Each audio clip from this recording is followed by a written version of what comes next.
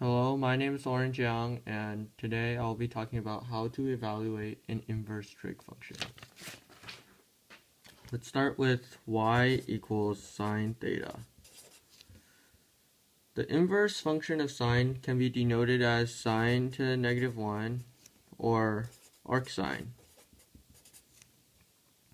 Now notice that sine to the negative 1 is not the same as 1 over sine or cosecant. Sine to the negative 1 always refers to the inverse function of sine. Now, what is the inverse function of y equals sine theta? Because it is an inverse function, we switch the thetas and y's.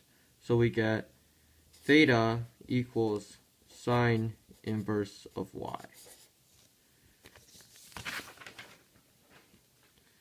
Now, the trig functions are not one-to-one, meaning they have a restricted range in the inverse. Otherwise, their inverses would not be functions. The restricted ranges of the inverse trig functions are, for sine inverse, it is negative pi over 2 to pi over 2 inclusive. For cosine inverse, it is 0 to pi inclusive. For tangent inverse, it is the same as sine inverse, negative pi over 2 to pi over 2 inclusive. And to cosecant inverse, it is from negative pi over 2 to 0, excluding 0, and from 0 to pi over 2, excluding 0. So basically, negative pi over 2 to pi over 2 without 0. For secant inverse, now these are the ranges. We have 0 to pi over 2 and pi over 2 to pi. So 0 to pi without pi over 2.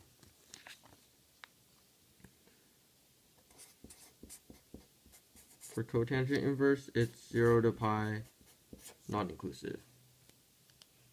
Now these are the ranges. Great. What are the domains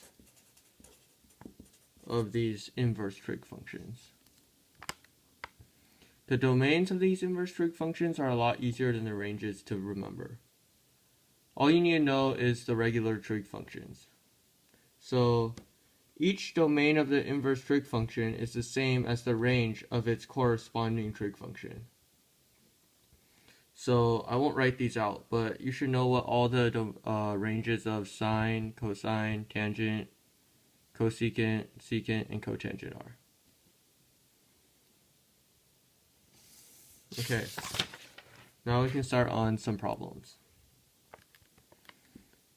So what is sine inverse of root 3 over 2? Now we can think of this as for what angle does sine equal root 3 over 2. Okay, so we can write this like this. And remember, this is in the range of negative pi over 2 to pi over 2. Okay, so we should know this trig. Theta equals pi over 3 for this equation.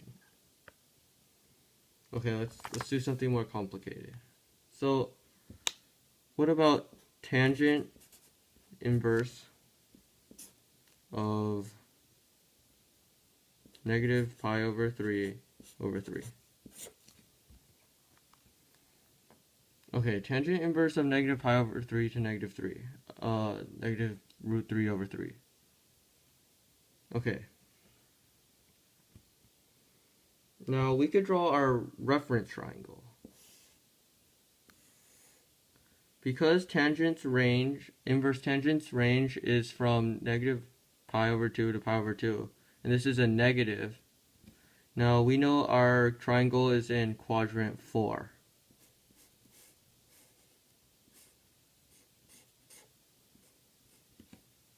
It would be a mistake to draw it in quadrant 2, because although tangent is negative in quadrant 2, tan inverse is not defined in quadrant 2.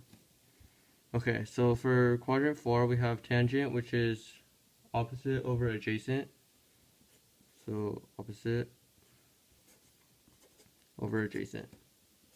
Now what is this angle? It's negative pi over 6. So this is the answer to that.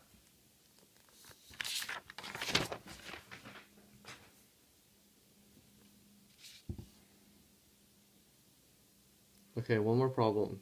Make it a little more complicated. What is cotangent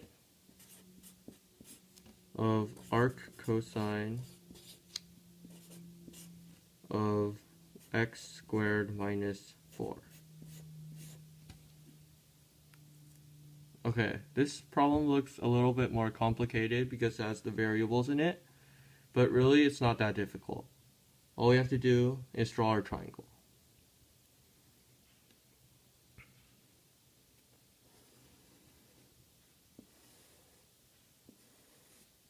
Okay, so let's draw our triangle.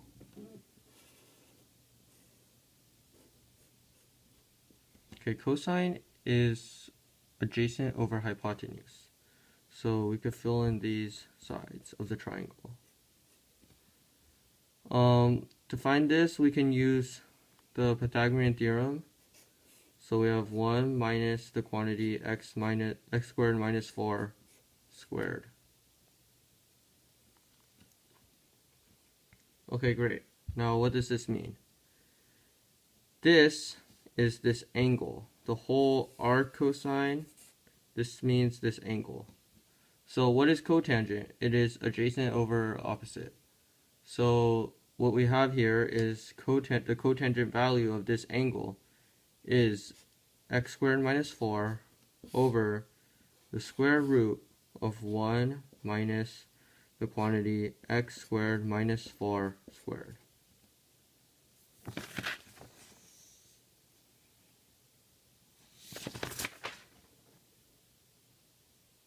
Okay, thank you for watching this video. I hope you learned a lot about how to evaluate an inverse trig function.